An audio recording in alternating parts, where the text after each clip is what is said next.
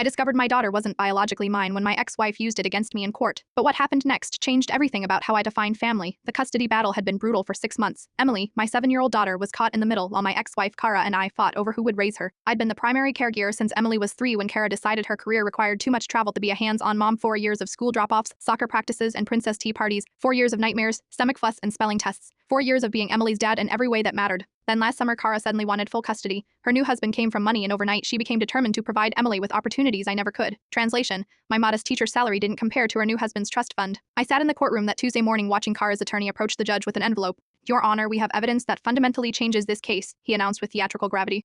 The judge opened it, then looked at me with something like pity. "DNA results. Emily wasn't biologically mine." The world collapsed around me as I saw the percentages. 0% probability of paternity. The courtroom spun. I felt sick. "Mr. Reynolds was never legally Emily's father," Kara's attorney continued. "He has no biological claim to her whatsoever." My attorney whispered frantically, but I couldn't process her words. All I could think about was Emily's gap-toothed smile when I taught her to ride a bike last spring.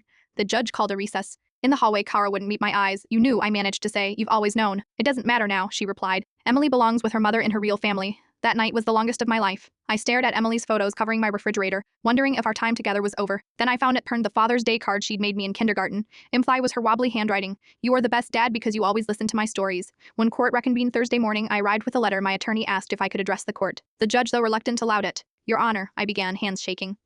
"I've been told I am not Emily's biological father, but biology doesn't make you a parent, being there does." I read from Emily's school essays, her drawings of our family, notes from her teachers about how secure and loved she clearly felt. I am the one who knows she's allergic to strawberries but tries them anyway every summer, hoping she's outgrown it. I am the one who knows her stuffed penguin needs to be positioned exactly right or she can't sleep. I am her dad in every way that matters. The courtroom fell silent when I finished. Even Kara looked shaken. The judge took an unusual step. She requested to speak with Emily privately. When they returned, Emily ran straight to me, wrapping her arms around my waist. The judge's ruling came a week later. Joint custody, with Emily primarily residing with me that night. As I tucked Emily into bed, she asked, "Are you still my daddy, forever?" I promised. Some families are made from hearts, not just blood.